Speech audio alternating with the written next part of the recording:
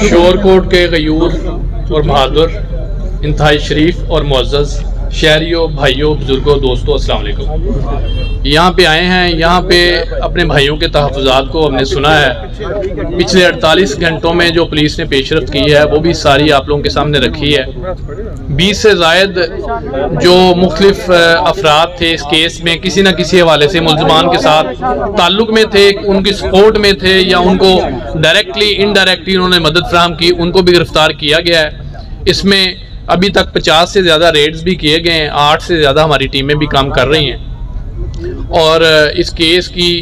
Supervision directly SP investigation और उनकी पूरी टीम कर रही हैं और पूरे ज़िले की जो पुलिस के अच्छे अफसरान हैं उनकी मुआवनत और मदद भी उनको हासिल है। टेक्निकल सपोर्ट भी पूरी की पूरी दे रहे हैं, तमाम वसाइल हमने दिए हुए हैं। अभी मेरे बड़े काबिले मोहतरम मेरे हरदिल अजीज़ जर्नलिस्ट कि जिनका बहिमाना कत्ल हुआ, और ये मैं समझता हूँ कि किसी ने एक इंसान का कत्ल किया तो उसने सारी इंसानियत का कत्ल किया,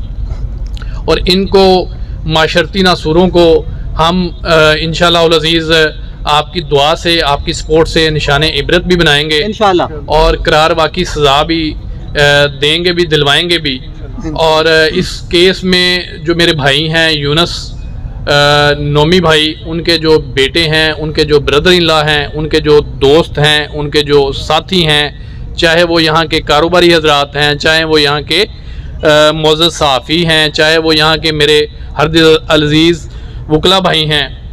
उनके मैंने तमाम तहफ़्फ़ुज़ात बड़े खंदा पेशानी से सुने हैं। कुछ उनकी बातें थीं, उनको मैंने बड़ी गौर से सुना है और उन पर इमीडिएटली अमल दरामद भी कर दिया गया है। इंशाअल्लाह उल अज़ीज़ इस केस में भी अल्लाह ताला की ज़ात अपने हबीब के सदक़े हमें बहुत जल्द कामयाबी देगी, और बाकी जो इस केस के अलावा इस फैमिली के जो तहफ़्फ़ुज़ात थे, सिक्योरिटी कंसर्न्स थे, उनको भी हमने फौरी तौर पर उनका अज़ाला किया है। इंशाअल्लाह उल अज़ीज़ हम सब मिल के एज़ ए सोसाइटी इन माशरती नासूरों के ख़िलाफ़ बरसरे पेकार रहेंगे, जिहाद करते रहेंगे, और आप देखेंगे इंशाल्लाह इस तरह के नासूरों को इस सोसाइटी से जड़ से उखाड़ कर फेंक दिया जाएगा इंशाल्लाह इंशाल्लाह इंशाल्लाह। और उसमें जो है वो मैं पहले दिन आया था, झंग में पोस्टिंग ली थी, अभी 27-28 दिन हुए हैं। मैंने एक बात की थी कि अगर हर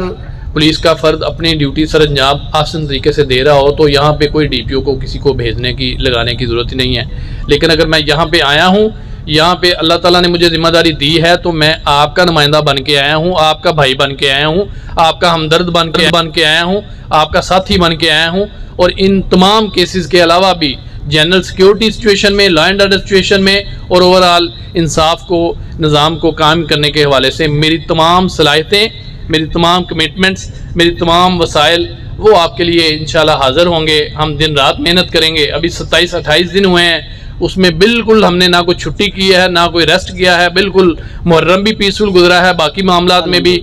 अभी एक बड़ा अहम केस था गाड़ महाराजा में, 6-7 मुहर्रम को 2 बच्चियां अगवा की गई, वो अल्लाह ताला ने मेहरबानी फरमाई है, वो भी केस सॉल्व कर लिया गया है। इसके अलावा भी ओवरऑल मोटरसाइकिल चोरी थी जंग सिटी में, वो भी गैंग 3 बस्ट कर लिए गए हैं। 30 से ज़्यादा मोटरसाइकिल उसमें भी रिकवर हो चुके हैं। यहाँ भी शोरकोट सिटी में भी आपने देखा 2 हफ्ते पहले, यहाँ भी कोई 17 से 18 मोटरसाइकिलें लोगों को, मुअज़्ज़ज़ शहरियों को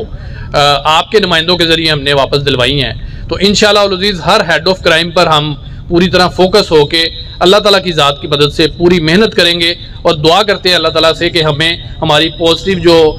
एक्सपेक्टेशंस है, हमारी जो उसमें दुआएं हैं, हमारी जो उसमें काविशें हैं, अल्लाह ताला बराबर करे इंशाअल्लाह इंशाअल्लाह इंशाअल्लाह। और